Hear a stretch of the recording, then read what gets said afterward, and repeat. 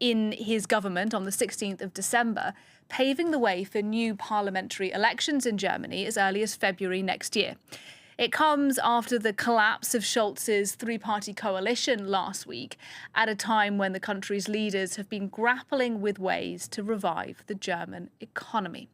Well, let's speak to Nick Holdsworth on the programme now. He's live in Berlin. He's our correspondent there. Nick, can you just explain to us really what's happened here? Why are we seeing this vote of confidence? There's been a big row within the three-party coalition.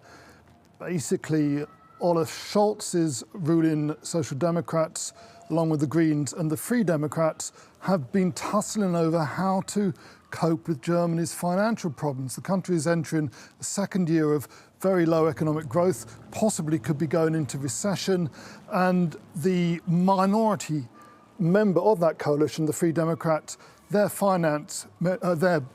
member, Christian Lindner, who's the finance minister, he wanted to heavily cut public spending in order to reduce the debt load that Germany is under at the moment. Olaf Scholz and his partners in the Green Party disagreed, had a significant row about this just a few days ago, and that collapsed the coalition, and Olaf Scholz will, as a formality, go to Parliament on December the 16th for a vote of no confidence.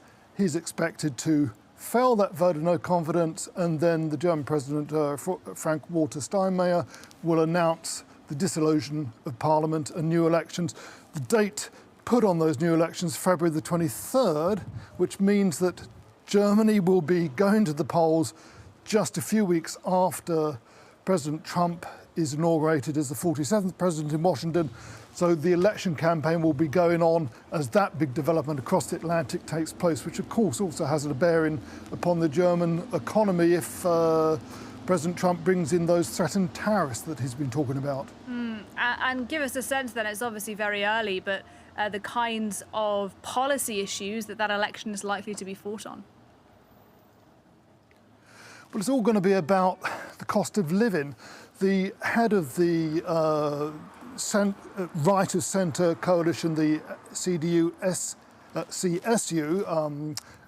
Friedrich Merz, has already said that he plans to bring in tax cuts, reduce VAT on food and VAT on restaurant meals to give Germans a break on their basic necessities and some of their small luxuries in life. There will also be a discussion about whether or not to lift the spending brake that they currently have, which is a balanced budget measure, which has proved quite controversial since it was reintroduced this year after a 4-year hiatus during the COVID crisis.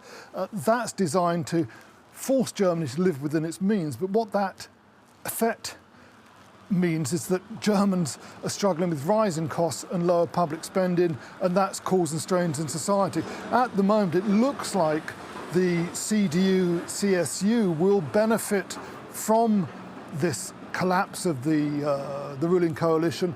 They're on about 31.5% in a poll that's been released today. The SPD, that's Chancellor Olaf Scholz party, on just 15.5%, and the Greens on 11.5%.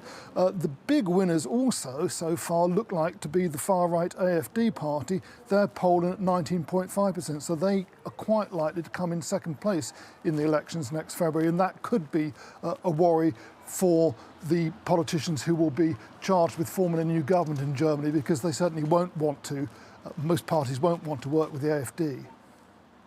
Nick Holdsworth for us live in Berlin there. Thanks very much.